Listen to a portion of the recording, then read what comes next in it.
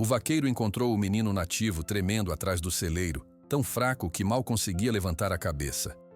Ele o acolheu sem pensar duas vezes, enquanto todos diziam que não valia a pena.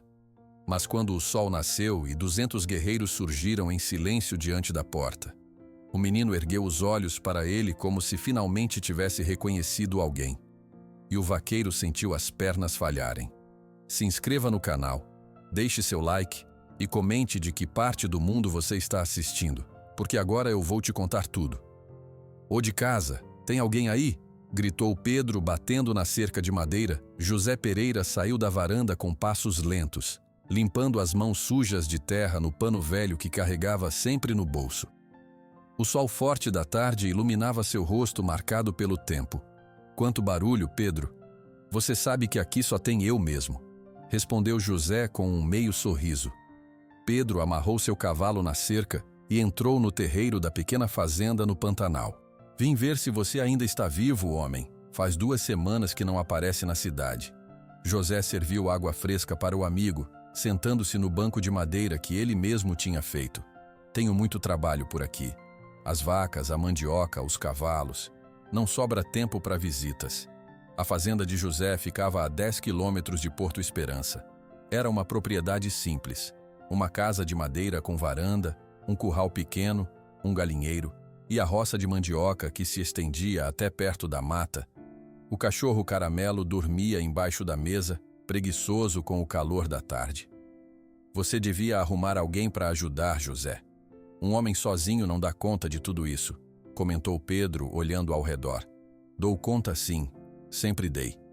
A verdade é que José Pereira vivia sozinho há 5 anos, desde que Maria, sua esposa, morreu de uma doença que os médicos da cidade não conseguiram curar. Eles não tiveram filhos, e desde então José se fechou no trabalho duro da fazenda. Hoje no armazém, seu Antônio comentou que viram rastros de índios perto da fazenda dele. Acha que roubaram 2 cabeças de gado, disse Pedro baixando a voz. José balançou a cabeça, cansado daquele tipo de conversa. Todo ano é a mesma história. Nunca vi prova nenhuma disso.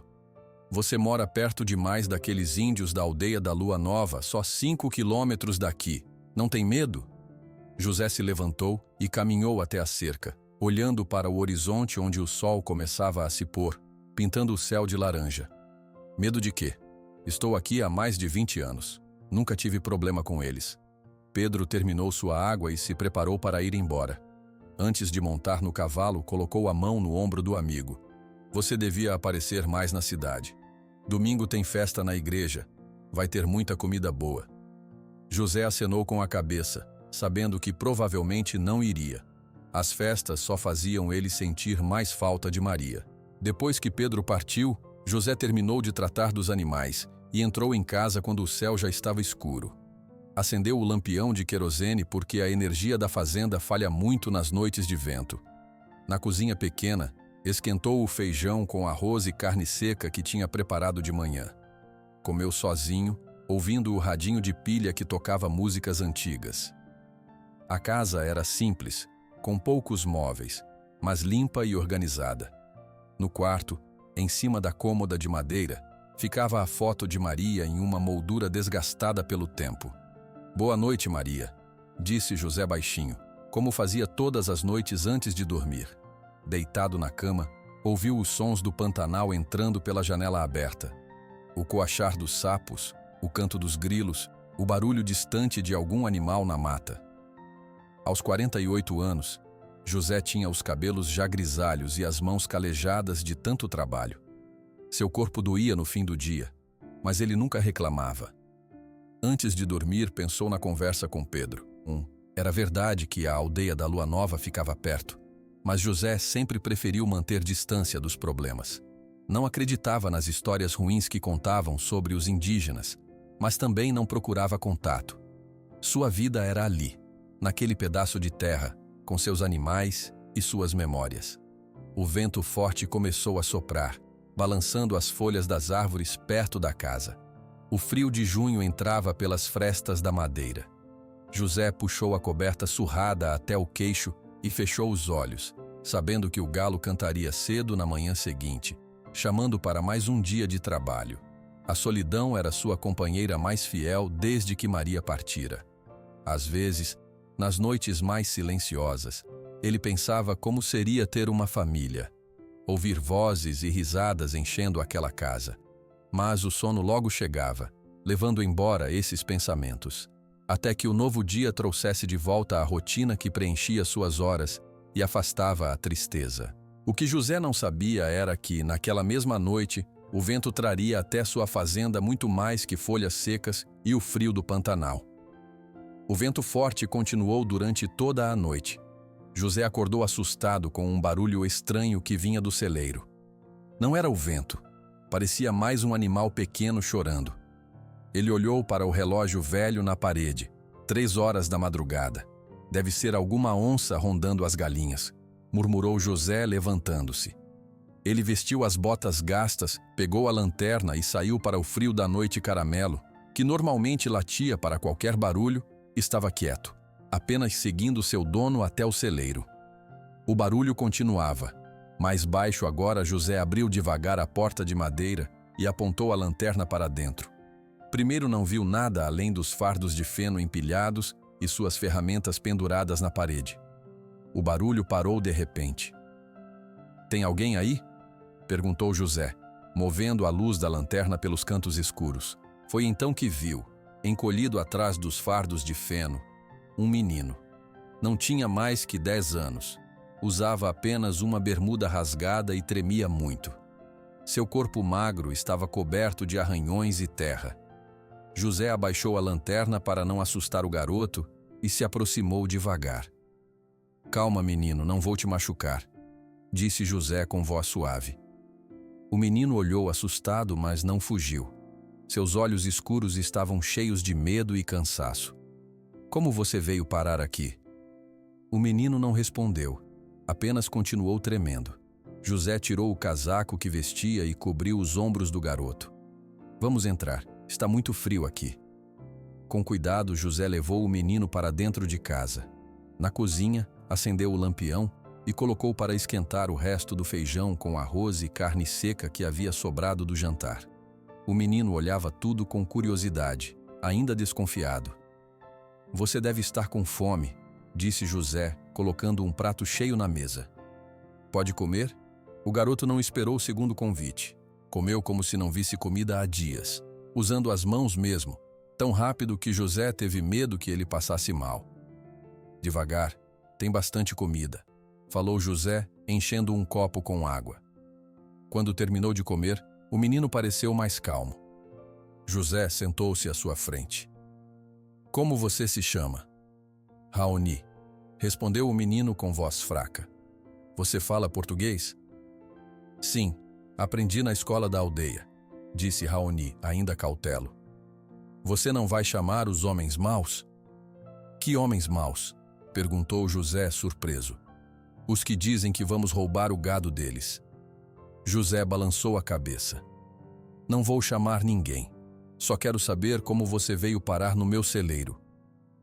Raoni respirou fundo e começou a contar sua história. Estava pescando com amigos no rio quando uma tempestade muito forte começou.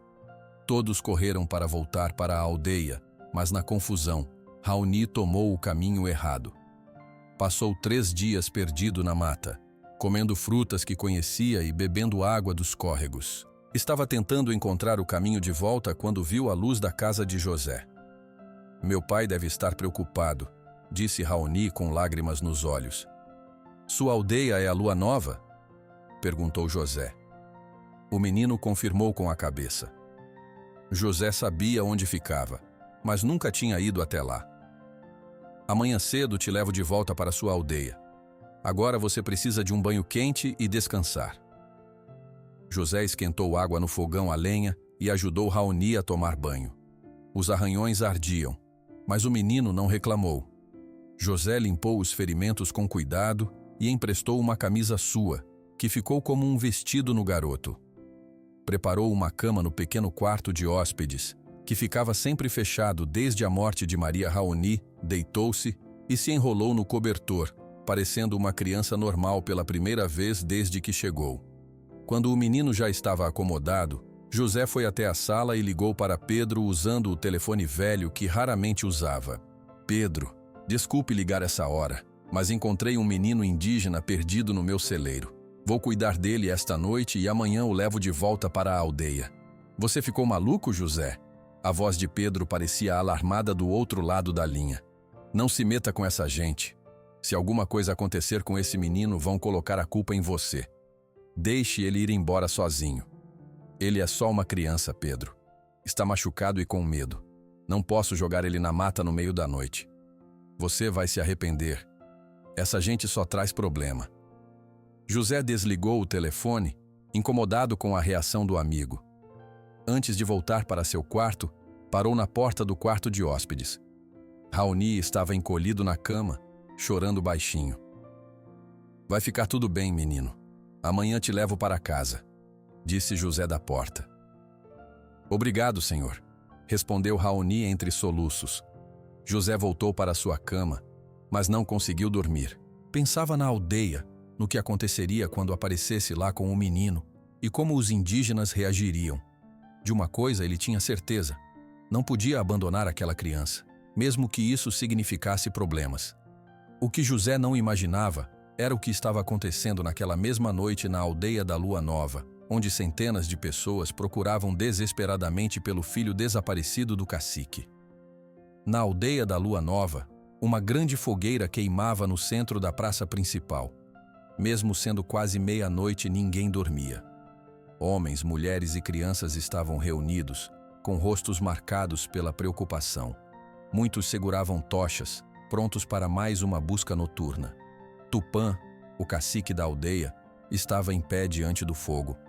Alto e forte, com o rosto pintado para a busca e usando o cocar vermelho de sua família, ele dava instruções aos grupos de rastreadores. Já procuramos em toda a área norte do rio. Agora vamos dividir em grupos maiores e seguir para o leste e para o oeste. Meu filho está em algum lugar da floresta há 3 dias. Não vamos descansar até encontrá-lo. Dentro da maior oca da aldeia, Jandira, esposa de Tupã e mãe de Raoni, preparava chás de ervas com mãos trêmulas. Seus olhos estavam vermelhos de tanto chorar. Ao seu lado, o velho xamã Guaraciaba queimava ervas aromáticas em um ritual para pedir proteção aos espíritos da floresta. Os espíritos me dizem que Raoni ainda vive, Jandira, falou o velho xamã com voz rouca. Ele está protegido. Já faz 3 dias, Guaraciaba. Ele é apenas um menino. Como pode sobreviver sozinho na mata? Jandira deixou as lágrimas caírem novamente. Raoni conhece a floresta melhor que muitos adultos. Seu filho é forte como o pai. Do lado de fora, 5 meninos, todos amigos de Raoni, estavam sentados perto da fogueira, ouvindo os adultos planejarem a nova busca. O mais velho deles, o Birajara, de 12 anos, ainda se sentia culpado pelo desaparecimento do amigo. Foi minha culpa. Eu devia ter ficado com ele, disse o Birajara, olhando para o chão. Não foi culpa de ninguém, respondeu outro menino. A chuva veio muito rápido, ficamos com medo dos raios. E se o rio levou ele? Perguntou o mais novo com voz assustada. Não fale isso. O Birajara ficou bravo. Raoni sabe nadar muito bem. Nesse momento, Tupã se aproximou dos meninos. Mesmo preocupado, ele mantinha uma expressão firme para não assustar ainda mais as crianças. Vocês precisam dormir agora. Amanhã temos um dia difícil pela frente. Pai do Raoni, quero ir junto nas buscas amanhã, pediu o Birajara. Conheço todos os lugares onde nós brincávamos. Tupã colocou a mão no ombro do menino. Você já ajudou muito nos mostrando onde estavam pescando. Agora precisa ficar na aldeia e cuidar dos mais novos. É uma responsabilidade importante. Enquanto isso, dentro da casa do conselho, os guerreiros mais velhos discutiam com vozes sérias. Precisamos considerar todas as possibilidades, disse um dos anciãos. E se não foi apenas um acidente? E se algum fazendeiro encontrou o menino? Não devemos pensar no pior ainda, respondeu outro. Raoni pode estar apenas perdido. Amanhã todos os homens da aldeia vão sair juntos. Mais de 200 guerreiros. Vamos vasculhar cada pedaço da floresta, falou um terceiro batendo com força no chão. De volta à oca de Tupã, Jandira colocou mais lenha no fogo central. Não conseguia dormir. Em um canto, várias mulheres cuidavam das crianças pequenas que, assustadas com toda a movimentação, também não conseguiam descansar. Cante para eles, Jandira, pediu uma das mulheres. Sua voz sempre acalma as crianças. Não tenho forças para cantar, respondeu Jandira, olhando para a esteira vazia onde Raoni deveria estar dormindo. Uma senhora mais velha se aproximou de Jandira e segurou suas mãos. Minha filha, você precisa ser forte. Raoni vai precisar de sua força quando voltarmos com ele. Do lado de fora, Tupã terminou de organizar os grupos de busca para o dia seguinte. O céu começava a clarear no horizonte. Ele entrou na oca e encontrou Jandira sentada, olhando para o fogo. Vamos encontrá-lo hoje, disse Tupã, sentando-se ao lado da esposa. Tenho medo, Tupã. Jandira sussurrou. E se ele estiver ferido? E se algum animal o atacou? Nosso filho é esperto e corajoso. Ele sabe se proteger. O xamã Guaraciaba entrou na oca carregando seu bastão cerimonial. Seu rosto enrugado estava sério. Todos os homens da aldeia devem se preparar agora, anunciou o velho. Os espíritos me mostraram em sonho.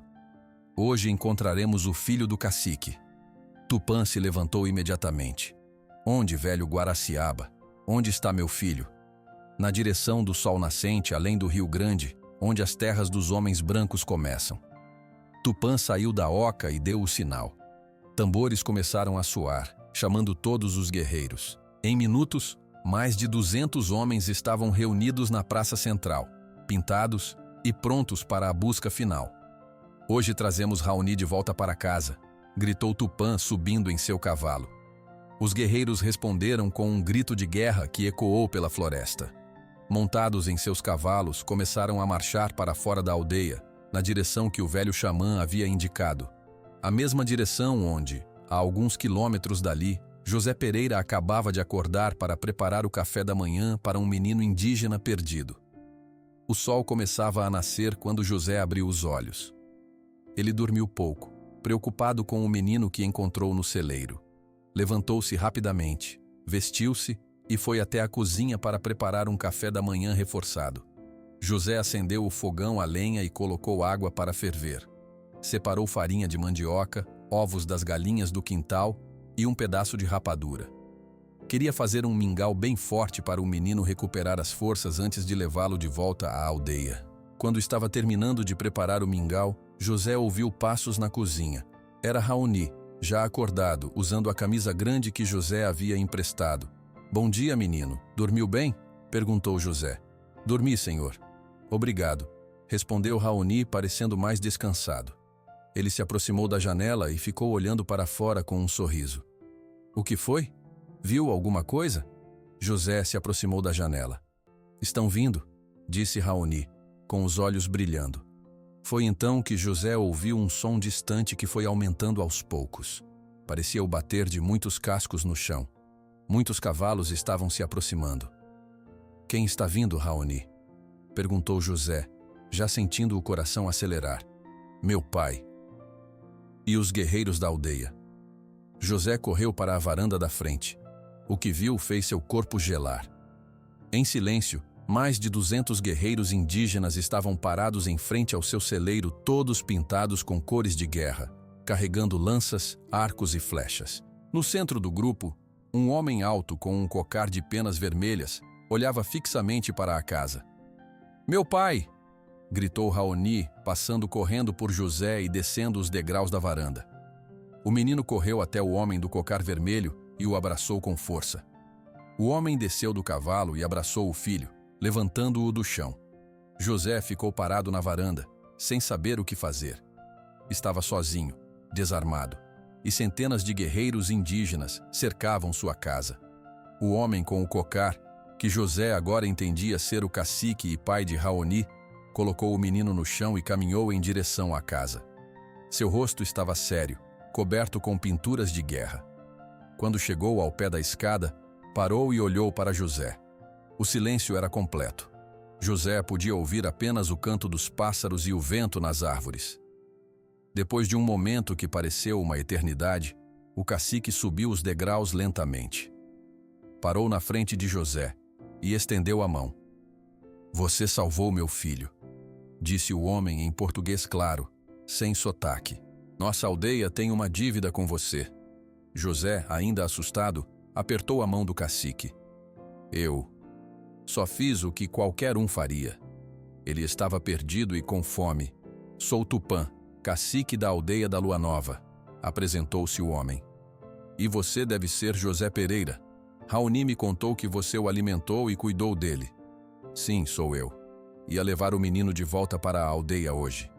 Tupã fez um gesto e vários guerreiros desmontaram de seus cavalos. "Meus guerreiros notaram que suas cercas precisam de conserto", disse Tupã. "Permite que ajudemos?" José olhou surpreso para o cacique. "Não precisa, eu..." "Insisto", interrompeu Tupã. "Nossa aldeia recompensa quem ajuda os nossos." Antes que José pudesse responder, dezenas de guerreiros já estavam se espalhando pela fazenda. Alguns foram consertar as cercas quebradas, outros começaram a limpar o poço que estava quase entupido, e um grupo partiu para a mata com arcos e flechas, certamente para caçar. "Venha, vamos tomar o café que você preparou para meu filho", convidou Tupã, entrando na casa como se fosse um velho amigo. Na cozinha, José serviu o mingau que havia feito Raoni e comeu com apetite, contando ao pai como se perdeu durante a tempestade e como encontrou a fazenda de José depois de dias andando pela mata. "Pensei que não ia mais voltar para casa", disse Raoni com a voz embargada. Tupã colocou a mão no ombro do filho. "Sua mãe não dormiu desde que você desapareceu." O velho Guaraciaba fez rituais por 3 dias e 3 noites pedindo aos espíritos que te protegessem. José observava a conversa em silêncio, impressionado com a relação entre pai e filho. Não era nada parecido com o que os outros fazendeiros falavam sobre os indígenas. Perto do meio-dia, os guerreiros já tinham consertado todas as cercas da fazenda, limpado completamente o poço e ainda trouxeram 2 veados e vários peixes para José. "José Pereira", disse Tupã quando o sol estava alto no céu, "hoje à noite haverá uma grande festa em nossa aldeia para celebrar o retorno de meu filho. Você é nosso convidado de honra." José hesitou. Nunca tinha ido a uma aldeia indígena antes. "Não sei se é uma boa ideia." "Tem medo de nós?" perguntou Tupã com um meio sorriso. "Não, não é isso. É que..." Raoni puxou a manga da camisa de José. "Por favor, venha. Quero te mostrar onde moro." Olhando para o rosto esperançoso do menino, José não conseguiu dizer não. "Está bem, eu vou." Tupã sorriu e colocou a mão no ombro de José. "Ótimo. Você verá que somos muito diferentes do que contam por aí. Meu filho estará vivo amanhã graças a você, e isso nunca será esquecido pelo nosso povo." José observou os guerreiros montarem em seus cavalos, prontos para voltar à aldeia. Raoni voltou para perto do pai, agora vestido com roupas que os guerreiros trouxeram para ele. "Te esperamos ao pôr do sol", disse Tupã montando em seu cavalo. "Um de meus homens ficará para te mostrar o caminho." Enquanto os guerreiros partiam, José pensou no que Pedro e os outros moradores da cidade diriam se soubessem que ele foi convidado para uma festa na aldeia indígena. Talvez fosse melhor não contar a ninguém. O guerreiro que ficou para mostrar o caminho se chamava Juruá. Era um jovem alto, de poucas palavras, que esperou pacientemente enquanto José terminava seus trabalhos na fazenda. Quando o sol começou a se pôr, José selou seu cavalo mais manso e seguiu Juruá pela trilha que levava à aldeia. O caminho era mais curto do que José imaginava. Em menos de 1 hora, chegaram a uma clareira grande onde dezenas de ocas formavam um círculo perfeito. José nunca tinha visto uma aldeia indígena tão de perto. Havia cerca de 50 ocas, todas arrumadas em volta de uma praça central, onde uma fogueira enorme estava sendo preparada. "Chegamos", disse Juruá, desmontando de seu cavalo. José desceu também, sentindo-se nervoso. Indo-se, várias pessoas olhavam para ele com curiosidade. Crianças corriam de um lado para outro. Mulheres carregavam cestas com frutas. e homens ajeitavam troncos ao redor da fogueira para as pessoas se sentarem. De repente, um grito alegre soou. José, você veio! Era Raoni correndo em sua direção, vestido com roupas coloridas e pinturas no rosto. Claro que vim, respondeu José, sorrindo para o menino. Prometi, não foi? Raoni pegou a mão de José e começou a puxá-lo para dentro da aldeia. Quero te mostrar tudo. Minha casa, a escola, o lugar onde guardamos as canoas. Raoni, uma voz feminina chamou, interrompendo o menino. Uma mulher se aproximou. Tinha cabelos longos e negros com algumas mechas grisalhas. Seus olhos eram iguais aos de Raoni. Deixe nosso convidado respirar, disse ela com um sorriso gentil. Sou Jandira, mãe de Raoni e esposa de Tupã. É um prazer conhecê-la, respondeu José, tímido. O prazer é meu. Você salvou meu filho. Jandira segurou as duas mãos de José entre as suas. Nunca poderei agradecer o suficiente. Antes que José pudesse responder, Tupã apareceu, agora sem as pinturas de guerra e usando um cocar menor, mas ainda imponente. José Pereira, exclamou o cacique. Bem-vindo à aldeia da Lua Nova. Venha, quero apresentá-lo ao nosso conselho de anciãos. José foi levado até um grupo de homens mais velhos que estavam sentados em esteiras diante de uma oca maior que as outras. Um deles, muito idoso, com o rosto cheio de rugas e apoiado em um bastão de madeira entalhada, olhou fixamente para José. Este é o velho Guaraciaba, nosso xamã, apresentou Tupã. Ele guia nosso povo há mais de 50 anos. O velho xamã se levantou com dificuldade e caminhou até José. Sem dizer nada, colocou a mão na testa do vaqueiro e fechou os olhos. Depois de alguns segundos, sorriu. Os espíritos da floresta te guiaram até nosso menino, disse Guaraciaba com voz rouca. Eles viam a bondade no seu coração. José não sabia o que dizer. Nunca tinha acreditado muito nessas coisas de espíritos, mas havia algo na voz do velho que o fazia querer acreditar. Quando a noite chegou completamente, a festa começou. A grande fogueira foi acesa, iluminando toda a aldeia. Havia muita comida. Peixe assado em folhas de bananeira, mandioca cozida, frutas de todos os tipos e um bolo feito de milho que José achou delicioso. Este é um bolo especial, explicou Jandira, sentada ao lado de José. Só fazemos em ocasiões importantes. Os homens da aldeia começaram a dançar em volta da fogueira, batiam os pés no chão em um ritmo constante, enquanto cantavam em sua língua. Tupã explicava para José o significado. Estão contando a história da busca por Raoni, como procuramos por 3 dias e como os espíritos nos guiaram até você. José observava tudo com admiração. As crianças brincavam sem medo, os velhos contavam histórias, e todos pareciam fazer parte de uma grande família. Era muito diferente da imagem que os fazendeiros da região pintavam dos indígenas.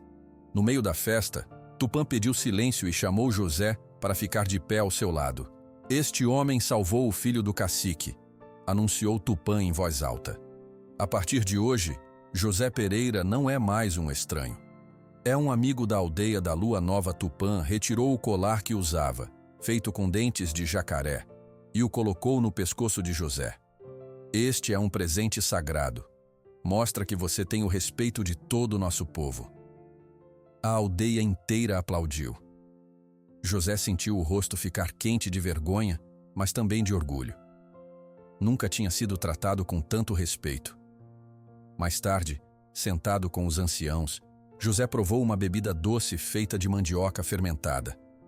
Ouviu histórias sobre a floresta, sobre como os ancestrais da tribo chegaram àquelas terras e sobre os problemas que enfrentavam com alguns fazendeiros que queriam suas terras. Muitos nos veem como inimigos, disse um dos anciãos, mas só queremos viver em paz, cuidando da terra como nossos avós nos ensinaram.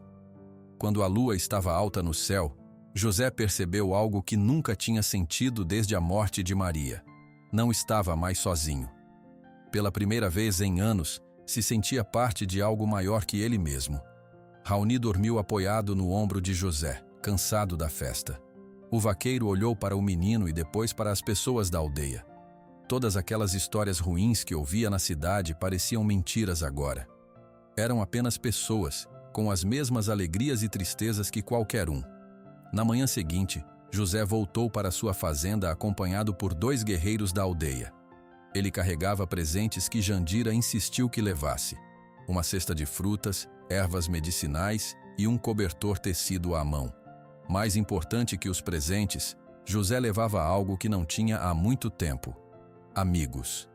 Nas semanas que se seguiram, a amizade entre José e os indígenas da aldeia da Lua Nova cresceu cada dia mais. Toda sexta-feira, José levava queijos que fazia em sua fazenda para trocar por frutas e artesanato. "Esse queijo está muito bom", disse Tupã durante uma dessas visitas, saboreando um pedaço. "Como você aprendeu a fazer?" "Minha mãe me ensinou quando eu era menino", respondeu José. "Não é difícil, só precisa de paciência." "Poderia ensinar nossos jovens?", perguntou Tupã. "Temos leite das cabras que criamos, mas não sabemos fazer queijo." José concordou na mesma hora. Nos domingos, um grupo de jovens guerreiros ia até a fazenda de José para aprender a cuidar do gado, fazer queijo e consertar cercas. Em troca, os mais velhos da aldeia ensinavam José sobre plantas que curavam doenças e como preservar a natureza. "Esta folha", explicou o velho Guaraciaba, mostrando uma planta pequena com folhas verdes brilhantes. "Cura dor de estômago melhor que qualquer remédio da cidade." Raoni começou a ir à fazenda de José quase todos os dias depois da escola. O vaqueiro ensinava o menino a montar a cavalo, tirar leite das vacas e consertar as cercas. Aos poucos, Raoni foi se tornando como um filho para José, preenchendo o vazio que a morte de Maria havia deixado. "Por que você mora sozinho?", perguntou Raoni numa tarde, enquanto ajudava José a colher mandioca. "Minha esposa, Maria, morreu há 5 anos. Nunca tivemos filhos. Você podia morar na aldeia com a gente", sugeriu o menino com simplicidade. José sorriu, tocado pela oferta. "Gosto da minha fazenda, Raoni, mas gosto muito de vocês também." Nos dias em que Raoni ficava para dormir na fazenda, José contava histórias sobre como era o Pantanal antigamente, quando seu pai ainda era vivo. "Naquele tempo tinha muito mais onças", explicou José, "e as pessoas respeitavam mais a natureza." Tupã também passou a visitar José com frequência. Os 2 homens, sentados na varanda nas tardes de domingo, conversavam sobre suas vidas e problemas. "Nossa aldeia precisa de mais remédios", contou Tupã. "Muitas crianças ficaram doentes no último inverno, e o posto de saúde da cidade fica muito longe. E as terras de vocês? Ouvi que tem problemas com isso. O governo ainda não reconheceu oficialmente que essas terras são nossas", explicou Tupã com voz séria. "Nossos avós viviam aqui muito antes de existir Brasil, mas para o governo precisamos de papéis." José começou a entender os problemas que a aldeia enfrentava. Não era tão simples quanto os fazendeiros da região diziam. Não se tratava de índios querendo roubar terras, mas de pessoas lutando para manter o que sempre foi deles. Com o passar dos meses, os outros fazendeiros da região começaram a notar a aproximação de José com os indígenas. Quando ia à cidade fazer compras, muitos paravam de falar quando ele chegava perto. Em uma dessas viagens à cidade, Pedro chamou José para conversar em particular. "José, está todo mundo comentando sobre você e os índios", disse Pedro preocupado. "Dizem que você está ajudando eles a roubar gado dos outros fazendeiros." "Isso é mentira, Pedro. Nunca roubamos nada de ninguém." "Disse roubamos?" Pedro arregalou os olhos. "Você agora é um deles?" "Não sou um deles, mas também não sou contra eles. São pessoas boas, Pedro. Não o que todos dizem por aí." Pedro balançou a cabeça. "Tenha cuidado, amigo. Alguns fazendeiros não estão gostando nada dessa sua amizade com os índios, principalmente Antônio Mendonça." José conhecia Antônio Mendonça de nome. Era o fazendeiro mais rico da região, dono de várias fazendas grandes. O que ele tem a ver com isso? Antônio quer comprar mais terras para criar gado, e as terras que ele quer são justamente perto da aldeia. José voltou para a fazenda pensativo. Não queria problemas, mas também não abandonaria seus novos amigos. Pela primeira vez em muitos anos não se sentia mais sozinho. Tinha Raoni, que era como um filho, e toda a aldeia, que o respeitava e valorizava.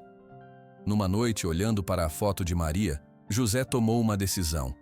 Acho que vou pedir a Tupã para adotar Raoni oficialmente, disse para a foto. O menino precisa conhecer os dois mundos, e eu preciso dele. Maria José não imaginava que essa decisão mudaria completamente sua vida, e que logo enfrentaria problemas muito maiores que alguns rumores na cidade. Numa tarde quente de agosto, José estava consertando o telhado do celeiro quando viu uma nuvem de poeira na estrada que levava à sua fazenda. 3 cavaleiros se aproximavam. À frente, montado num cavalo preto lustroso, vinha um homem corpulento, de chapéu caro e botas brilhantes. José reconheceu imediatamente Antônio Mendonça, o fazendeiro mais rico da região. José desceu da escada e esperou os visitantes no terreiro. Caramelo começou a latir, sentindo que algo não estava certo. "Quieto, Caramelo!" ordenou José, enquanto os cavaleiros paravam diante dele. "Boa tarde, José Pereira", cumprimentou Antônio Mendonça sem desmontar. "Finalmente nos conhecemos pessoalmente." "Boa tarde", respondeu José secamente. "O que o traz à minha fazenda?" Antônio sorriu, mas seus olhos permaneceram frios. "Soube que você anda muito amigo dos índios da aldeia da Lua Nova." "E o que tem isso?" "Vim te dar um conselho de amigo."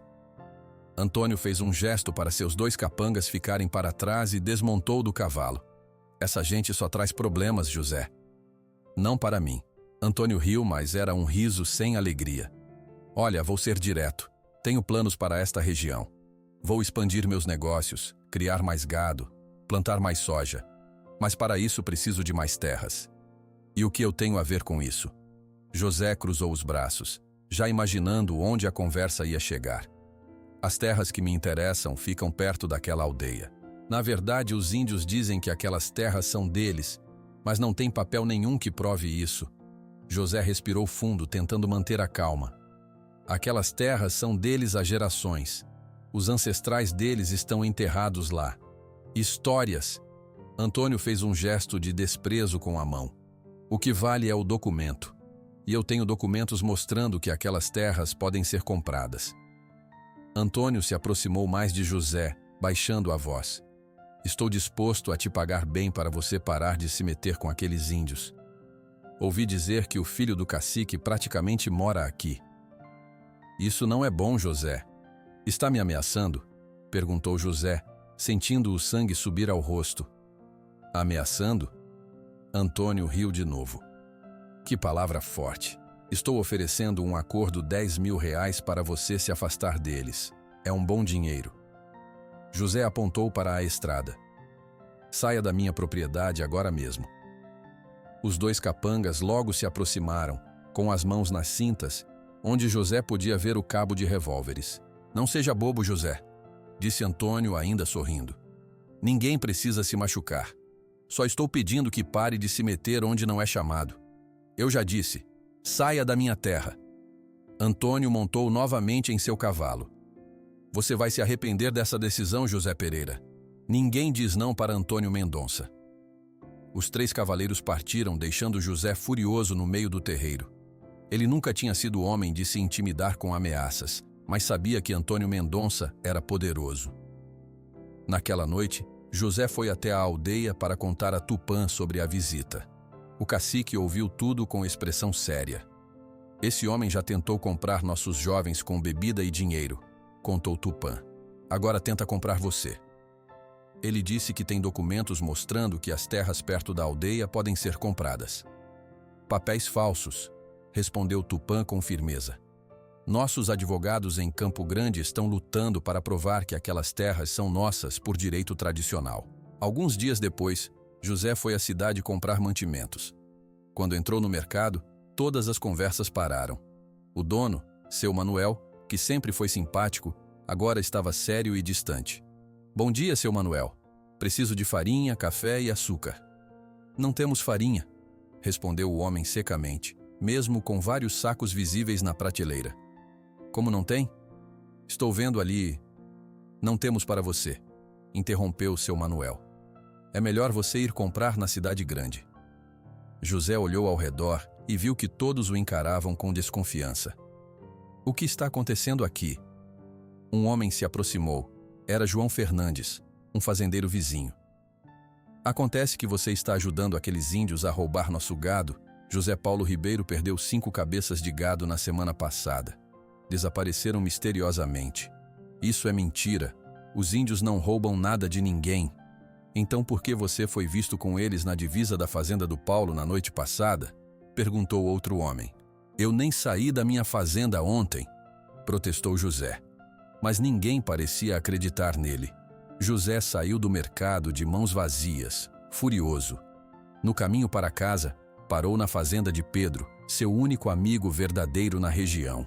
São mentiras de Antônio Mendonça, disse Pedro, depois de ouvir o que aconteceu. Ele está espalhando histórias pela cidade inteira. Por que as pessoas acreditam nele? Porque ele é dono de metade das terras por aqui, José. Se alguém se põe contra ele, perde o emprego, perde o crédito no banco, perde tudo. No dia seguinte, Raoni chegou correndo à fazenda de José, muito assustado. Meu pai pediu para você ir até a aldeia agora, disse o menino ofegante. Chegou um papel ruim. José selou seu cavalo e seguiu com Raoni até a aldeia. Lá, encontrou Tupã segurando um documento oficial com carimbos e assinaturas. O que diz aí? Perguntou José. Diz que temos 30 dias para deixar as terras, respondeu Tupã com voz grave. Segundo esse papel, a terra foi vendida para uma empresa chamada Mendonça Agropecuária. José pegou o documento das mãos de Tupã e leu cuidadosamente. Era uma ordem de despejo, assinada por um juiz de Campo Grande. Isso não pode ser legal, disse José. Vocês estão nessas terras há centenas de anos. O papel diz que não temos como provar isso, respondeu Tupã. José, precisamos de sua ajuda. Você é o único homem branco em quem confiamos. José olhou para Raoni, para Tupã, para as famílias da aldeia reunidas em volta deles, todas com medo nos olhos. Ele sabia que estava entrando em uma briga muito maior do que imaginava, contra um homem muito poderoso, mas não podia abandonar seus amigos. José passou os dias seguintes ajudando Tupã a contatar advogados em Campo Grande. Juntos, reuniram fotos antigas, histórias dos anciãos e tudo o que pudesse provar que aquelas terras pertenciam aos Tupi-Guarani há gerações. Uma semana depois de receber a ordem de despejo, a aldeia estava silenciosa naquela noite seca de setembro. O vento soprava forte, balançando as folhas das árvores e espalhando a poeira. A maioria das famílias já dormia em suas ocas quando o grito de alerta cortou a escuridão. Fogo! Fogo na aldeia! José, que tinha ficado para uma reunião com o conselho, correu para fora da oca grande. No lado leste da aldeia, as chamas já devoravam 3 ocas. O fogo se espalhava rapidamente, impulsionado pelo vento forte. Acordem todos! Gritou Tupã. Levem as crianças e os idosos para o rio. A aldeia inteira despertou em pânico. Mães corriam com seus bebês nos braços, enquanto os guerreiros tentavam combater o fogo. José ajudou a organizar uma fila humana do rio até a aldeia, passando baldes de água de mão em mão. Mais rápido! Gritava José com o rosto já coberto de fuligem. O fogo está chegando na casa dos remédios. Jandira e outras mulheres mais velhas trabalhavam para salvar os remédios naturais e as ervas sagradas guardadas em uma oca especial. Raoni e os outros meninos ajudavam a levar os objetos mais importantes para longe das chamas. Por horas, todos lutaram contra o fogo. O calor era intenso, a fumaça sufocante. Mesmo com todo o esforço, várias ocas foram destruídas, incluindo o espaço sagrado onde ficavam guardados os objetos rituais da tribo. Quando finalmente conseguiram controlar as chamas, o sol já começava a nascer. Exaustos e com os rostos marcados pela fuligem, os membros da aldeia se reuniram na praça central para avaliar os estragos. Graças aos espíritos, ninguém se feriu gravemente, disse Tupã, olhando para seu povo. Mas perdemos muito. José observou a destruição com tristeza. 6 ocas completamente destruídas, muitas outras danificadas. Famílias inteiras tinham perdido tudo o que possuíam. Enquanto as mulheres começavam a cuidar das crianças assustadas e os homens mais velhos planejavam a reconstrução, Juruá, o jovem guerreiro, chamou José e Tupã para o lado. Encontrei algo estranho, disse ele em voz baixa, guiando-os até a mata que cercava a parte leste da aldeia. Escondidos entre os arbustos, a poucos metros de onde o fogo começou, estavam 3 galões de gasolina vazios. Isso não foi um acidente, disse Tupã, segurando um dos galões. Alguém fez isso de propósito. José pegou um dos galões e examinou. Não havia dúvidas. O incêndio foi planejado. Foi Antônio Mendonça, disse José com certeza. Ele quer assustar vocês para que saiam das terras. Precisamos de provas, respondeu Tupã. Sem isso, ninguém vai acreditar em nós. Naquela tarde, enquanto a aldeia começava a se recuperar do desastre, José teve uma ideia. Ele sabia que os capangas de Antônio frequentavam o bar do Tião, na beira da estrada, a caminho de Porto Esperança. Era lá que eles se gabavam de seus feitos após cumprirem as ordens sujas do patrão. Vou descobrir a verdade, disse José a Tupã. Me empresta o celular de Raoni. Raoni tinha ganhado um celular velho de presente do professor da escola da aldeia. Era simples, mas tinha gravador de voz. José pegou o aparelho e foi até a cidade. O bar do Tião era um lugar simples, frequentado por peões de fazenda e caminhoneiros. José entrou e se sentou no canto, pedindo uma cachaça que não pretendia beber. Fingiu estar bêbado, falando alto sobre o incêndio na aldeia. Ouvi dizer que a aldeia dos índios pegou fogo ontem, disse José, arrastando as palavras. Deve ter sido um raio. Um homem na mesa ao lado riu. Raio? Só se for raio de gasolina. Era Zeca, um dos capangas que estavam com Antônio Mendonça quando visitou a fazenda de José. Como assim? Perguntou José, ativando o gravador no celular escondido no bolso. Aqueles índios não quiseram sair por bem, tiveram que sair por mal, disse Zeca, já bêbado demais para perceber o perigo de suas palavras. O patrão mandou dar um susto neles. Foi fácil. Jogamos gasolina em algumas ocas quando todos dormiam e tacamos fogo. Com a confissão gravada, José saiu do bar e foi direto para o escritório de Antônio Mendonça na cidade. A secretária tentou impedi-lo, mas José entrou mesmo assim. Tenho algo que você precisa ouvir, disse José, jogando o celular sobre a mesa de Antônio. O fazendeiro ouviu a gravação, seu rosto mudando de surpresa para fúria. Você acha que isso prova alguma coisa? Gritou Antônio, quebrando o celular com um golpe. Ninguém vai acreditar em você contra mim. Antônio chamou seus capangas, que agarraram José. Ensinem uma lição a esse intrometido, ordenou Antônio. Mas não deixem marcas visíveis. Os homens levaram José para fora da cidade. Na estrada de terra, longe de qualquer testemunha, bateram nele até que não conseguisse mais ficar de pé. Depois o deixaram caído na beira da estrada. Horas mais tarde, Raoni, que tinha ido pescar no rio próximo, encontrou José ferido e inconsciente. José! Gritou o menino correndo até ele. Acorda, José! Sem resposta, Raoni correu de volta para a aldeia buscando ajuda. Logo Tupã e vários guerreiros chegaram com uma maca improvisada e levaram José para ser tratado por Jandira e o velho xamã Guaraciaba. Ele vai ficar bom? Perguntou Raoni, com lágrimas nos olhos, enquanto Jandira limpava os ferimentos de José com ervas medicinais. Vai sim, meu filho, respondeu Jandira, embora seu olhar preocupado dissesse o contrário. José é forte. Os espíritos vão ajudá-lo a se recuperar. Por uma semana, José permaneceu na oca de Jandira, recuperando-se dos ferimentos.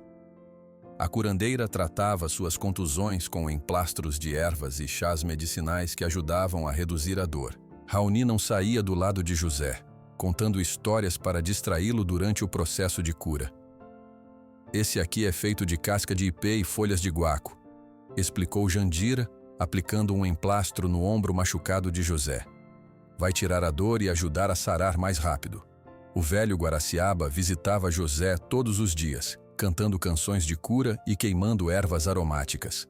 Os espíritos estão com você, homem branco de coração bom, dizia o xamã. Sua força está voltando. Na manhã do 8º dia, José já conseguia andar sozinho. Seus ferimentos estavam muito melhores, mas ainda sentia dores pelo corpo. Preciso voltar para minha fazenda, disse José a Tupã. Tenho que cuidar dos meus animais. Mando 2 guerreiros com você, respondeu o cacique. Não é seguro andar sozinho depois do que aconteceu. José aceitou a companhia. Raoni também insistiu em ir junto. Quero ver Caramelo e as galinhas, disse o menino. Devem estar com fome. Os 4 partiram a cavalo logo após o café da manhã. O dia estava bonito, com céu azul e sol forte. Nada indicava o horror que encontrariam pela frente. Quando chegaram perto da fazenda, José viu a primeira sinal de que algo estava errado. A cerca da entrada estava derrubada. Seu coração disparou. À medida que se aproximavam, a cena ficava mais clara. A casa de José estava parcialmente queimada. O telhado tinha desabado em um dos lados e as paredes estavam pretas de fuligem. O celeiro tinha sido completamente destruído, restando apenas algumas vigas de madeira carbonizadas.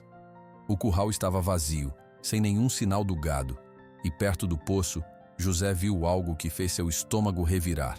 Seus 2 cavalos, mortos. Não, murmurou José, desmontando e caminhando até sua casa em ruínas. Ele caiu de joelhos na frente da varanda queimada, olhando para a destruição de tudo que construiu durante toda a sua vida. 20 anos de trabalho duro, de economias, de sonhos, tudo destruído em um ato de vingança cruel. José. Raoni se aproximou, com lágrimas nos olhos. Quem fez isso? Foi Antônio Mendonça, respondeu José com a voz embargada. Para me dar uma lição por ajudar vocês. Um dos guerreiros se aproximou segurando algo nas mãos. Encontrei isso perto do celeiro, disse ele, entregando a José um pedaço de papel. Era um recado escrito à mão. Da próxima vez não será só a fazenda. José amassou o papel com raiva. Entrou na casa destruída, caminhando com cuidado sobre os escombros. No quarto, a cômoda onde guardava a foto de Maria estava quebrada, e a foto queimada. Ele vai pagar por isso, disse José, guardando os restos da moldura no bolso. Raoni correu de volta ao cavalo. Vou contar para meu pai, gritou o menino montando.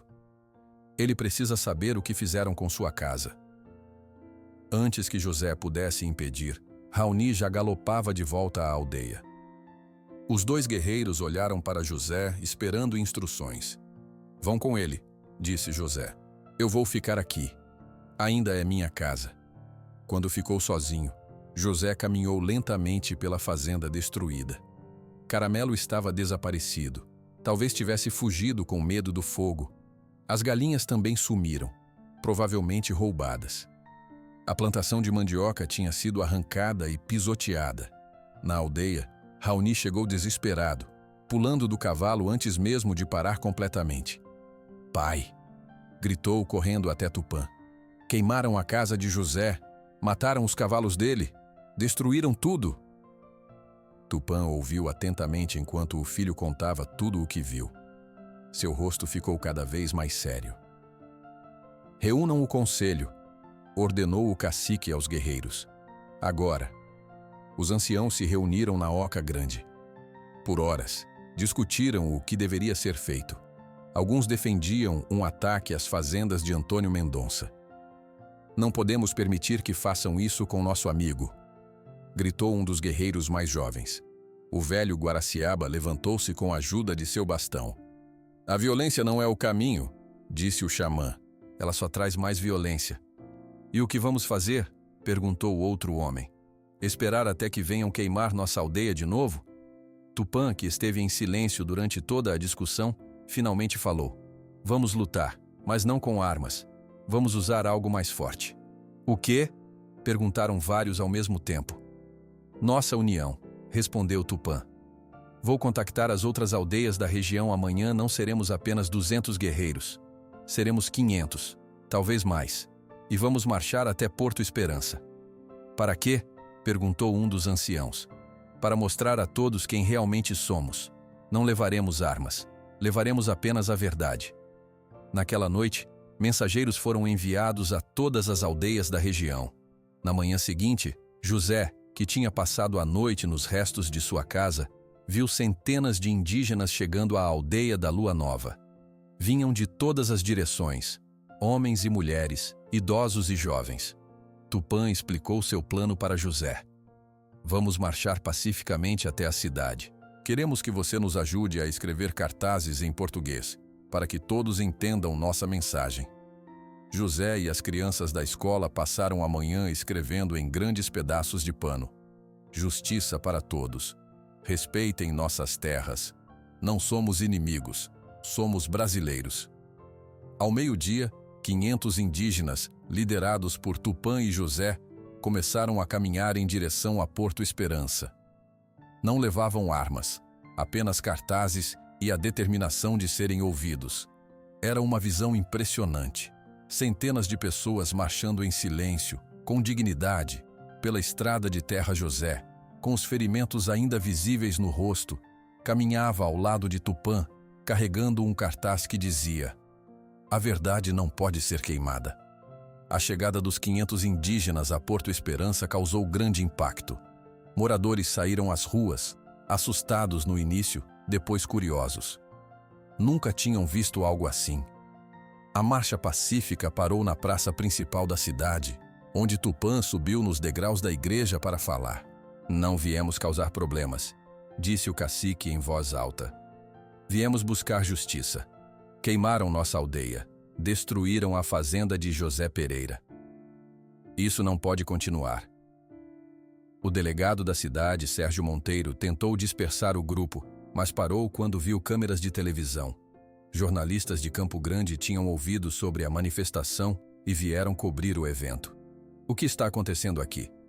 Perguntou uma repórter, aproximando-se de José. José mostrou seu rosto machucado e contou tudo: o incêndio na aldeia, a gravação com a confissão do capanga, a surra que levou, sua fazenda destruída. Outros fazendeiros da região, que também sofreram ameaças de Antônio Mendonça no passado, começaram a falar.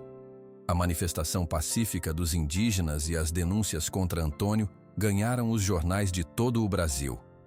A Polícia Federal foi chamada e iniciou uma investigação sobre os crimes do fazendeiro: grilagem de terras, incêndio criminoso, agressão e ameaças. 6 meses se passaram desde aquele dia.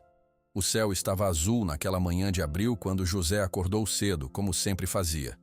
Mas agora sua rotina era diferente. A fazenda tinha sido reconstruída, mais bonita e maior que antes. Bom dia, Maria, disse José para a foto da esposa, colocada em uma moldura nova sobre a cômoda. José preparou o café e saiu para a varanda. Sua casa agora tinha 3 quartos a mais, uma sala grande e uma varanda que cercava toda a construção.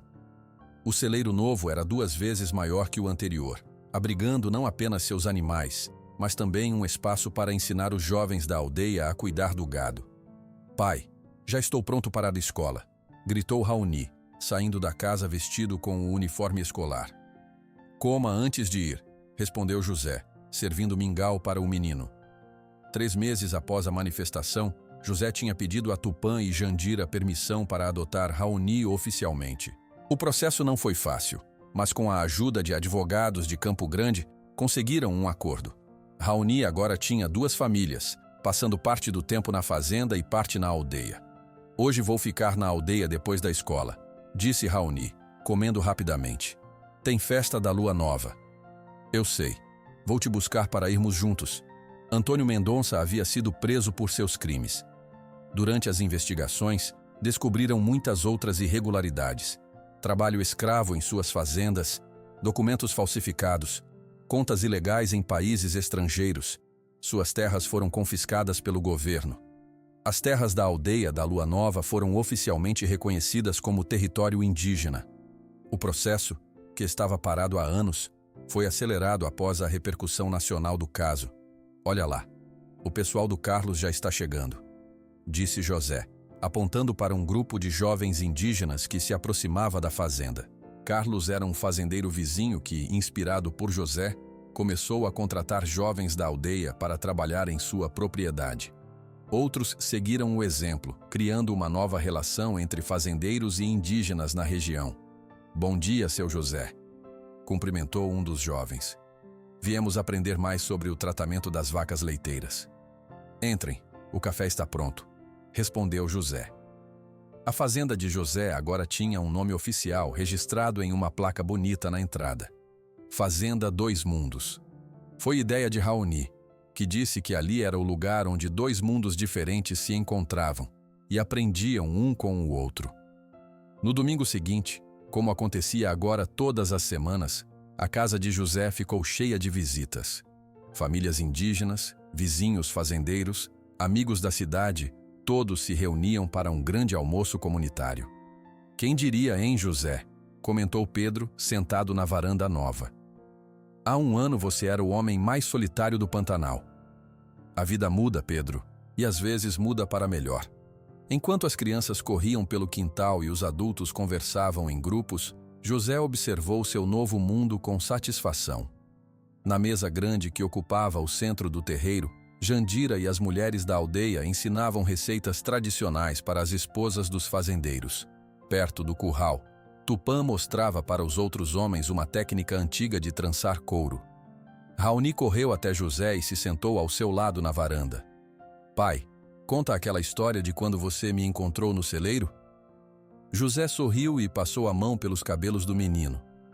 "De novo? Você já não sabe essa história de cor?" "Sei, mas gosto de ouvir. Foi quando nossa família começou." José começou a contar, e logo várias crianças se aproximaram para ouvir. A história de como um vaqueiro solitário encontrou um menino perdido e, com esse simples ato de bondade, mudou não apenas sua própria vida, mas a de toda uma região. Mais tarde, quando todos já tinham ido embora e o sol se punha no horizonte, José sentou-se na varanda em sua cadeira de balanço.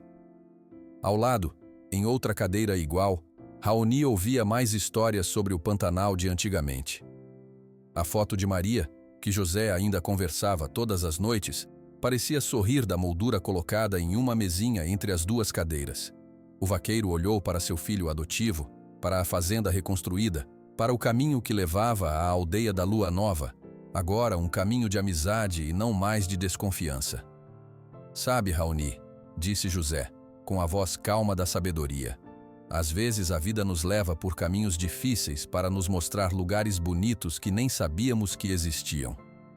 O menino sorriu e encostou a cabeça no ombro do pai adotivo, enquanto o último raio de sol desaparecia no horizonte, dando lugar às primeiras estrelas da noite.